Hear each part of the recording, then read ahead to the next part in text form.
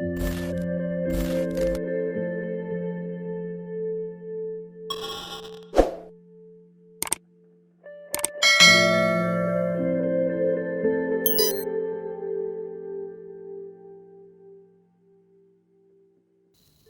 बच्चों, स्वागत है आपका हमारी हिंदी की कक्षा में। तो बच्चों, आज हम हमारी हिंदी की कक्षा में करेंगे कक्षा 11वीं के जो सेट 3 की परीक्षा होगी उसके लिए कुछ महत्वपूर्ण प्रश्न हैं, वो मैंने बनाए हैं। आज हम इसमें मैंने लिखे हैं, आज हम उन्हीं प्रश्नों पर चर्चा करेंगे ताकि आपकी जो परीक्षा होगी वो आपके लिए आसान हो और ये प्रश्न आपकी उसमें सहायता करेंगे। तो आइए, इसका जो सिलेबस है उसी के अनुसार मैंने ये प्रश्न बनाए हैं। तो शुरू करते हैं, जल्दी फटाफट एक दोहराई हो जाएगी हमारी पूरे सिलेबस की।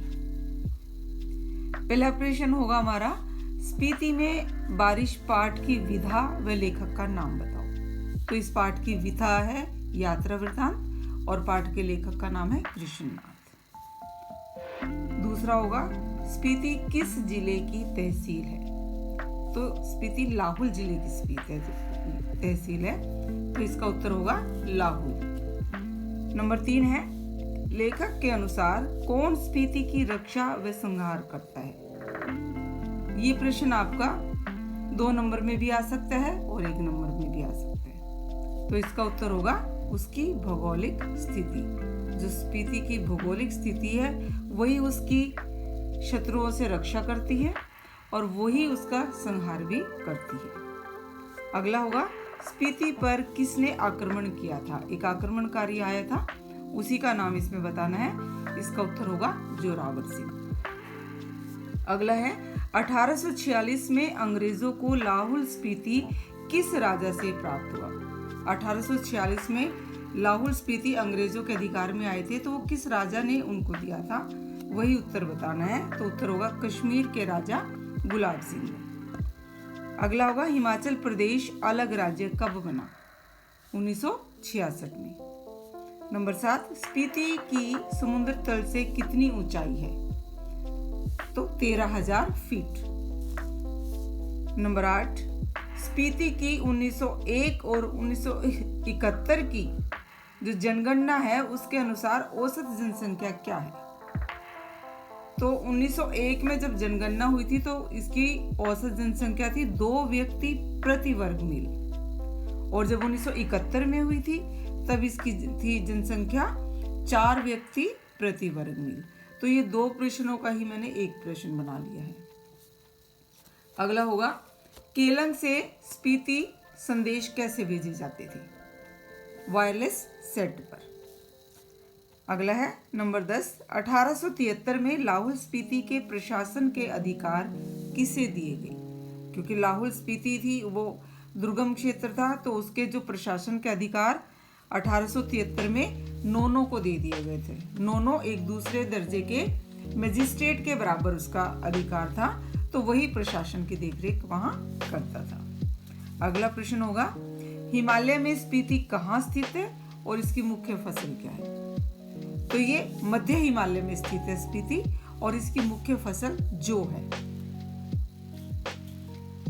कालिदास ने किस क्षेत्र की वर्षा का वर्णन किया है। तो इसका उत्तर होगा विंध्याचल। विंध्याचल में बारिश होती है, क्योंकि स्पीति में बारिश नहीं होती। तो इस पाठ में जिक्र आया कि कालिदास ने विंध्याचल क्षेत्र की वर्षा का जो वर्णन किया है वो स्पीति पर लागू नहीं होता। एक बहुत ही महत्वपूर्ण प्रश्न हमारा है, इतिहास में स्पीति का वर्णन क्यों नहीं मिलता। ये आपका 2 नंबर में भी आ सकता है, 5 नंबर में भी आ सकता है और 1 नंबर में भी आ सकता है। क्योंकि स्पीति एक ऐसा दुर्गम क्षेत्र है जहाँ पर बहुत आसानी से आया जाया नहीं जा सकता, तो इसलिए उसका वर्णन भी बहुत कम मिलता है। स्पीति में किस धर्म का प्रभाव है और उनके मुख्य मंत्र का नाम बताओ। पहले तो हमें बताना, ये 2 प्रश्नों का एक ही बन गया है। स्पीति में कौन से धर्म का प्रभाव है, तो उत्तर होगा बौद्ध धर्म। और बौद्ध धर्म का मुख्य मंत्र का नाम क्या है, माने मंत्र। तो जो माने मंत्र है वो बौद्ध धर्म का मुख्य मंत्र है। लेखक अपनी यात्रा के दौरान कहाँ ठहरे थे। काजा के डाक बंगले में। ये तो थे हमारे स्पीति में बारिश पाठ के जो मैंने प्रश्नोत्तर बनाए हैं वो। आगे हमारी जो गजल है साय में धूप, उससे मैंने प्रश्न लिए हैं। साय में धूप कविता के कवि का नाम बताओ। तो उत्तर होगा दुष्यंत कुमार। साया व दरख्त किस भाषा के शब्द है और इनका अर्थ बताओ। तो ये भाषा पर भी प्रश्न आ सकता है और इनके अर्थ पर भी प्रश्न आ सकता है, तो इसलिए मैंने इसको एक ही प्रश्न में ले लिया है। तो जो साया और दरख्त है ये उर्दू फारसी भाषा के शब्द हैं, और साया का अर्थ होता है छाया और दरख्त का अर्थ होता है पेड़। तो ये उर्दू भाषा के, उर्दू फारसी भाषा के शब्द है, तो इनके अर्थ भी मैंने आपको साथ के साथ बता दिए हैं। चिराग किसका प्रतीक है? जीवन में विकास के साधनों का। दुष्यंत कुमार ने शहर के लिए क्या मयस्सर नहीं होने की बात कही है? चिराग के कहाँ तो तय था चिरागा हर घर के लिए, कहाँ चिराग मयस्सर नहीं शहर भर के लिए।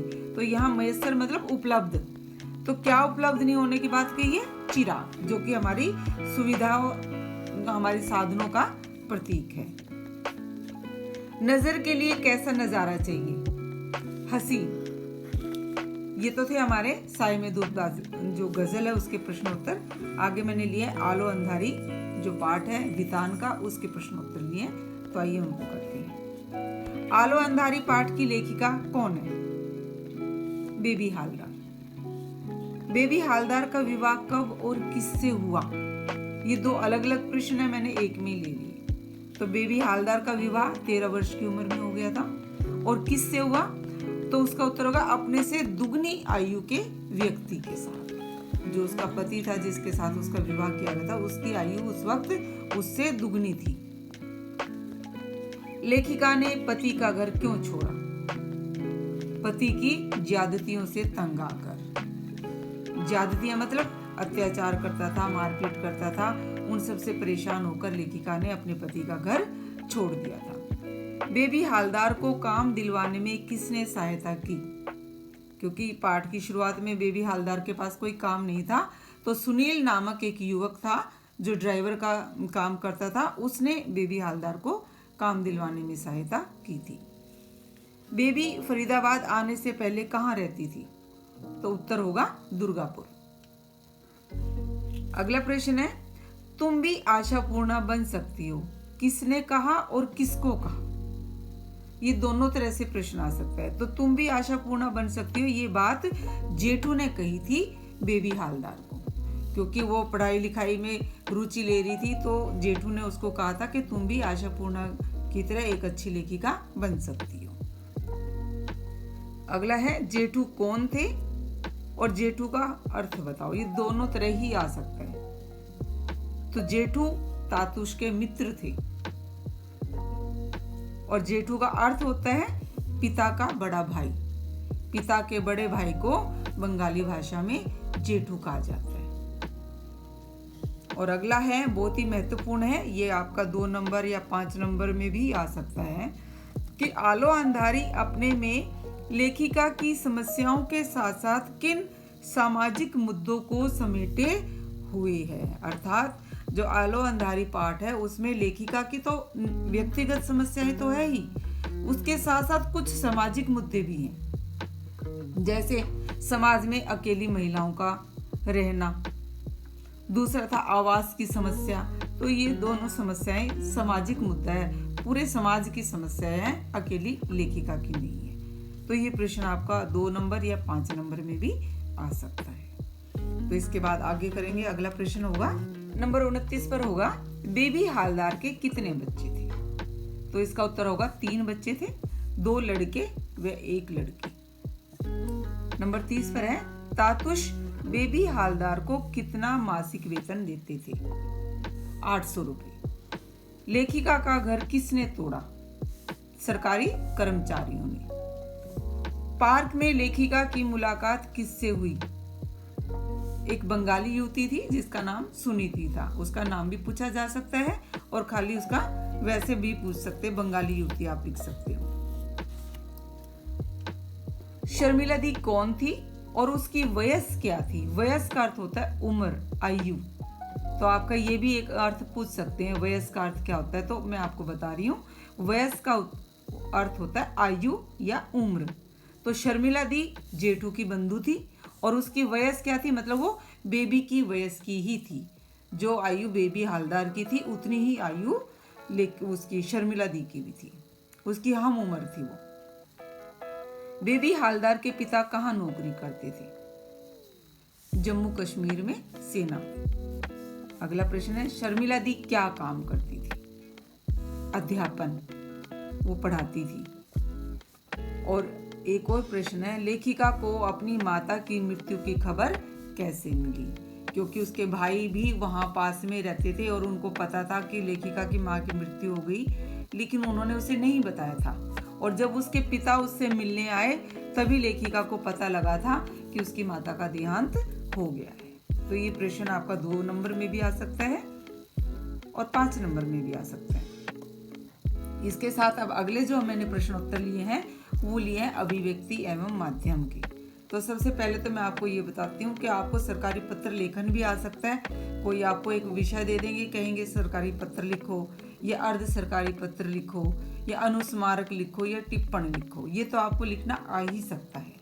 और उसके साथ साथ जो 1-2 नंबर के हैं वो बनते हैं, वो मैं आपको बता रही हूँ। पहला तो एक सरकारी कार्यालय से दूसरे कार्यालय में लिखे जाने वाले पत्र को सरकारी या कार्यालय पत्र कहते हैं। ये मैंने आपको उत्तर लिख दिया। ये प्रश्न ये हो सकता है सरकारी पत्र किसे कहते हैं, तो ये उसका उत्तर बनेगा। या इसको आप फिल इन द ब्लैंक्स के रूप में भी दे सकते हैं। सरकारी कार्यालय से दूसरे कार्यालय में लिखे जाने वाले पत्र को यहाँ पर डैश दे दिया जाएगा आपको, तो आपको लिखना होगा सरकारी पत्र कहते हैं। मतलब ये किसी भी रूप में आ सकता है। एक प्रश्न बनेगा आपका, सरकारी पत्र की भाषा कैसी होनी चाहिए? सरल और स्पष्ट भाषा होनी चाहिए। जब किसी पत्र या ज्ञापन का उत्तर समय पर प्राप्त नहीं होता तो याद दिलाने हेतु लिखे गए पत्र को अनुस्मारक या स्मरण पत्र कहते हैं। तो आपका ये प्रश्न भी आ सकता है, अनुस्मारक किसे कहते हैं? तो आपको यही उत्तर लिखना होगा कि जब किसी पत्र या ज्ञापन का उत्तर समय पर प्राप्त नहीं होता तो याद दिलाने हेतु लिखे गए पत्र को अनुस्मारक या स्मरण पत्र कहते हैं। या ये खाली स्थान के रूप में भी आ सकता है, ये खाली छोड़ देंगे आपसे, आपको लिखना होगा यहाँ पर अनुस्मारक या स्मरण पत्र कहते हैं। अब अगला प्रश्न है, अनुस्मारक कितने लिखे जा सकते हैं? ये भी पूछा जा सकता है। तो अनुस्मारक 1 से अधिक लिखे जा सकते हैं। जब तक आपका उत्तर आता नहीं, आप 1, 2, 3, 4 कितने भी अनुस्मारक लिख सकते हो। अनुस्मारक का आकार कैसा होता है? अनुस्मारक का आकार छोटा होता है, क्योंकि इसका प्रारूप बिल्कुल सरकारी पत्र जैसा होता है, लेकिन इसका आकार छोटा होता है, बहुत छोटा होता है। अगला होगा, किसी भी विचाराधीन पत्र या मसले का निपटारा करने के लिए उस पर जो राय, आदेश या निर्देश दिए जाते हैं उसे टिप्पण या टिप्पणी कहते हैं। तो ये आपके पास एक प्रश्न के रूप में आ सकता है, टिप्पणी या टिप्पणी किसे कहते हैं? तो आपको ये पूरी परिभाषा है जो लिखनी पड़ेगी, या फिर आपको पूरी परिभाषा लिखी हुई दे सकते हैं, बीच में इससे खाली स्थान की तरह भी दे सकते हैं। तो ये 3 तरह से आपके पास प्रश्न आ सकता है। फिर अगला है, टिप्पण का प्रमुख लक्ष्य अधूरे पड़े मसलों को निपटाना है। ये प्रश्न आ सकता है, टिप्पण का प्रमुख लक्ष्य क्या है? तो आप लिखोगे टिप्पण का प्रमुख लक्ष्य अधूरे पड़े मसलों को निपटाना है। अगला प्रश्न होगा, टिप्पण कितने प्रकार के होते हैं? तो मैंने आपको पहले ही समझाया था, 2 प्रकार के होते हैं, एक मुख्य टिप्पण और दूसरा आनुषंगिक टिप्पण। तो टिप्पण 2 प्रकार के होते हैं। अगला प्रश्न होगा, समान पद के अधिकारी जो एक दूसरे को जानते हैं जब किसी सरकारी विषय पर पत्र लिखते हैं उसे अर्ध सरकारी पत्र कहते हैं। तो ये मैंने आपको सीधे इसकी परिभाषा लिख दी है अर्ध सरकारी पत्र की। तो आपको प्रश्न आ सकता है, अर्ध सरकारी पत्र किसे कहते हैं? तो आपको यही उत्तर लिखना होगा, या फिर आपके पास ये आ सकता है और इसको आप वो खाली स्थान के रूप में भी दे सकते हैं। तो ये अर्ध सरकारी पत्र कहलाएगा। अगला है, अर्ध सरकारी पत्र में मित्रता का भाव होता है। क्वेश्चन आ सकता है कि अर्ध सरकारी पत्र में किसका भाव होता है, तो आप मित्रता का भाव होता है, इस तरह लिख सकते हो। और अंतिम प्रश्न जो मैंने लिखा है वो है अर्ध सरकारी पत्र कार्यालय के लेटर हेड पर लिखा जाता है। तो प्रश्न आपका ये आ सकता है कि जो अर्ध सरकारी पत्र है वो किस पर लिखा जाता है, तो आप उत्तर दोगे लेटर हेड पर। तो ये मैंने कुछ प्रश्न बनाए थे जो आपकी सेट 3 की परीक्षा है उसके लिए बहुत महत्वपूर्ण है। अगर आप इसको अच्छे से ध्यान से समझ लेंगे तो आशा करती हूँ आपके लिए ये बहुत ही सहायक होंगे। वीडियो पसंद आए तो लाइक कीजिए और चैनल को सब्सक्राइब कीजिए।